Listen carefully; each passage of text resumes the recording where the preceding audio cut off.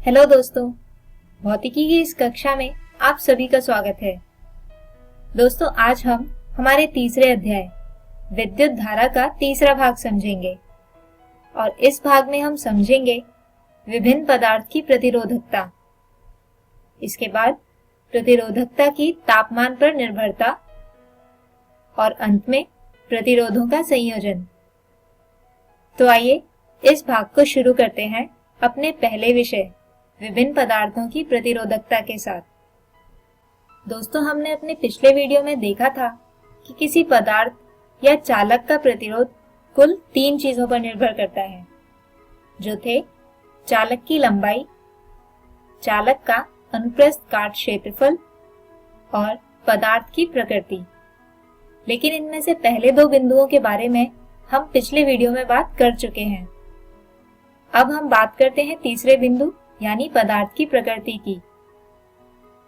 दोस्तों, हर एक पदार्थ के अंदर मुक्त इलेक्ट्रॉन की गति के लिए अलग अलग पथ होता है, यानी किसी पदार्थ में पथ में रुकावटें ज्यादा होती हैं, जिससे कि प्रतिरोध ज्यादा होता है, जबकि किसी पदार्थ के अंदर रुकावट कम होती है, जिसकी वजह से इलेक्ट्रॉन आसानी से गति कर पाते हैं और पदार्थ का प्रतिरोध कम रहता है, जैसे किसी धातु में।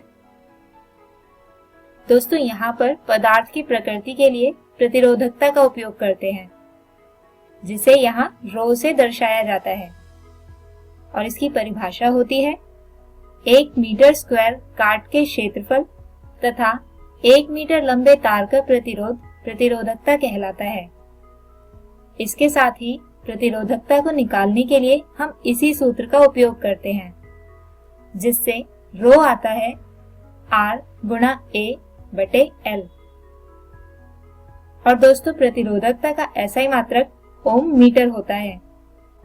आइए अब बात करते हैं अलग अलग प्रकार के प्रतिरोधों की 0 डिग्री सेल्सियस प्रतिरोधकता की। जैसे चालक की प्रतिरोधकता 0 डिग्री सेल्सियस पर 1.6 गुणा 10 की घात ऋणात्मक 8 से 98 गुणा 10 की घात ऋणात्मक 8 ओम मीटर तक होती है, यानी किसी चालक में प्रतिरोधकता का मान काफी कम होता है। जबकि मिश्र धातु में ये मान 48 गुणा 10 की घात ऋणात्मक 8 से 100 गुणा 10 की घात ऋणात्मक 8 तक होता है, यानी लगभग चालक की ही कोटि का। और ऐसा इसलिए होता है क्योंकि मिश्र धातु 2 धातु जो कि चालक होती हैं, उन्हीं से मिलकर बना होता है। इसके अलावा अर्धचालक में प्रतिरोधकता का मान चालक से ज्यादा यानी 3.5 गुणा 10 की घात ऋणात्मक 5 से 2.3 गुणा 10 की घात 3 तक होता है। और दोस्तों, यही कारण है कि एक शुद्ध अर्धचालक जैसे कि सिलिकॉन में विद्युत धारा आसानी से प्रवाहित नहीं होती, और अंत में कुचालक जिनमें से विद्युत धारा प्रवाहित होती ही नहीं है, और वो इसलिए क्योंकि इनकी प्रतिरोधकता अत्यधिक होती है, यानी 2.5 गुणा 10 की घात 5 से 10 की घात 16 तक। पदार्थ की प्रकृति के साथ साथ प्रतिरोधकता पदार्थ के ताप पर भी निर्भर करती है, जिसे इस समीकरण से दर्शाया जा सकता है। दोस्तों, इस समीकरण के अनुसार किसी ताप T पर प्रतिरोधकता रो T बराबर होती है रो नॉट ब्रैकेट 1 जमा अल्फा ब्रैकेट T घटा T नॉट के। यहाँ पर रो T ताप पर पदार्थ की प्रतिरोधकता है, जबकि रो नॉट 0 डिग्री सेल्सियस पर पदार्थ की प्रतिरोधकता है। दोस्तों, अल्फा को कहा जाता है प्रतिरोध का तापमान गुणांक और T होता है वह तापमान जिस पर प्रतिरोधकता को मापना है, और अंत में T नॉट 0 डिग्री सेल्सियस होता है। इसके अलावा विश्रांति काल टाउ के संदर्भ में पदार्थ की प्रतिरोधकता को लिखा जाता है रो बराबर m बटे n e की घात 2 टाउ। तो दोस्तों, अगर हम ऊपर वाली समीकरण से 3 अलग अलग पदार्थ जैसे कि सोना, तांबा और चांदी के लिए ग्राफ बनाएं तो वो कुछ इस तरह से आएंगे। दोस्तों ये तीनों ही धातु यानी चालक हैं। हाँ, बस इनकी प्रतिरोधकता अलग अलग होती है। जैसे कि सबसे कम प्रतिरोधकता है Ag यानी चांदी की, जबकि सबसे ज्यादा प्रतिरोधकता है सोने की। अब अगर हम तीन अलग अलग प्रकार के पदार्थ यानी चालक, अर्धचालक और कुचालक के लिए ग्राफ बनाएं तो वो कुछ इस तरह से होंगे।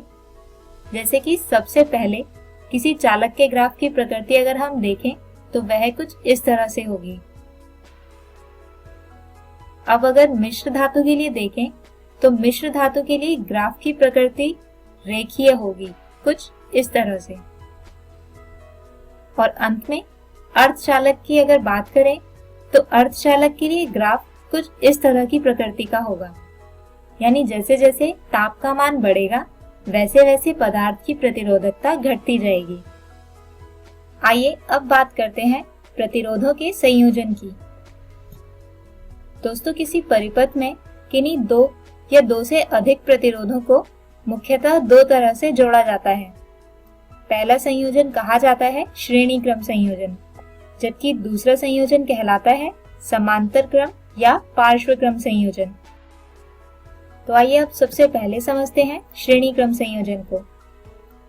दोस्तों इस तरह के संयोजन में प्रतिरोध एक दूसरे से एक के बाद एक सिरे से जुड़े होते हैं। अब जैसे यहाँ इस चित्र में दिखाया गया है कि R2 प्रतिरोध R1 प्रतिरोध के एक सिरे से जुड़ा है, जबकि R3 प्रतिरोध R2 के दूसरे सिरे से जुड़ा है। अब मान लीजिए कि इस पूरे परिपथ में बैटरी I धारा प्रवाहित करती है, तो इन तीनों ही प्रतिरोधों में से प्रवाहित होने वाली धारा समान यानी I ही होगी। यानी सभी प्रतिरोधों के माध्यम से प्रवाहित होने वाली विद्युत धारा समान होती है। इसके साथ साथ परिपथ का कुल प्रतिरोध सेल के आंतरिक प्रतिरोध सहित व्यक्तिगत प्रतिरोधों के योग के बराबर होता है। और अंत में किसी भी प्रतिरोधक में विभवांतर इसके प्रतिरोध के समानुपाती होता है। अब दोस्तों यहाँ पर इस पूरे परिपथ के लिए अगर हम देखें तो कुल प्रतिरोध RS होगा R1 जमा R2 जमा R3। तो अब बारी आती है दूसरे संयोजन यानी समांतर क्रम संयोजन की। इस तरह की संयोजन में सभी प्रतिरोधों के टर्मिनल एक दूसरे से किसी समान बिंदु पर जुड़े होते हैं। अब जैसे यहाँ इस चित्र में आप देख सकते हैं कि तीनों प्रतिरोध R1, R2 और R3 के टर्मिनल एक दूसरे से एक ही बिंदु पर जुड़े हुए हैं। अब अगर इस प्रतिरोध में बैटरी कुल विद्युत धारा I प्रवाहित करती है तो ये धारा इस उभयनिष्ठ बिंदु पर आकर विभाजित हो जाती है और तीनों प्रतिरोधों से धारा I1, I2 और I3 प्रवाहित होने लगती है। इसके साथ साथ सभी प्रतिरोधों में विभवांतर समान रहता है और इसका मान बैटरी के विभवांतर के बराबर ही होता है। इसके अलावा पार्श्वक्रम संयोजन के माध्यम से प्रवाहित होने वाली कुल धारा विभिन्न प्रतिरोधों के माध्यम से प्रवाहित व्यक्तिगत धाराओं के योग के बराबर होती है। और अंत में किसी भी प्रतिरोधक के माध्यम से धारा इसके प्रतिरोध के व्युत्क्रमानुपाती होती है। इसके अलावा किसी समांतर क्रम संयोजन के लिए परिपथ का कुल प्रतिरोध कुछ इस तरह से प्राप्त किया जा सकता है, यानी 1/Rp बराबर 1/R1 जमा 1/R2 जमा 1/R3। आइए अब इन्हीं विषयों पर आधारित एक उदाहरण समझते हैं। प्रश्न है, 3 प्रतिरोधों का एक समांतर क्रम संयोजन 20 वोल्ट की बैटरी से 5 एम्पीयर की विद्युत धारा लेता है। यदि 2 प्रतिरोधक 10 ओम और 8 ओम के हैं तो तीसरे का मान ज्ञात कीजिए। तो दोस्तों जैसा कि हमें प्रश्न में दिया गया है कि परिपथ में प्रतिरोध समांतर क्रम में है, जिसमें V बराबर है 20 वोल्ट के, I बराबर है 5 एम्पीयर और R1 है 10 ओम तथा R2 है 8 ओम। और R3 जो हमें निकालना है उसे हम मान लेते हैं कि वह है R।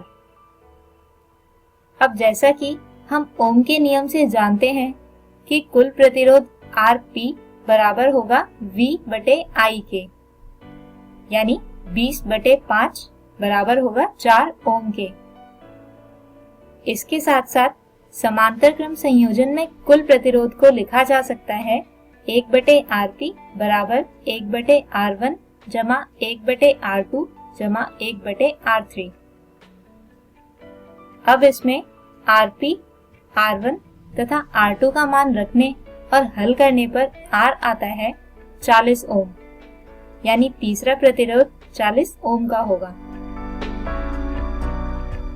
तो दोस्तों, हम उम्मीद करते हैं कि आपको आज का ये वीडियो समझ आया होगा। हमारे आज के इस वीडियो में हमने समझा विभिन्न पदार्थों की प्रतिरोधकता को, जिसे लिखा जा सकता है ρ बराबर R गुणा A/L से। इसके बाद जाना प्रतिरोधकता की तापमान निर्भरता को और अलग अलग प्रतिरोधों के लिए प्रतिरोधकता और तापमान के बीच के ग्राफ को समझा। और अंत में हमने बात की प्रतिरोधों का संयोजन की, जो 2 प्रकार के होते हैं, श्रेणी क्रम संयोजन और पार्श्व क्रम संयोजन। हमारे अगले वीडियो में हम बात करेंगे विद्युत ऊर्जा की। इसके बाद समझेंगे विद्युत शक्ति को और अंत में हम बात करेंगे सेल, ईएमएफ और आंतरिक प्रतिरोध की।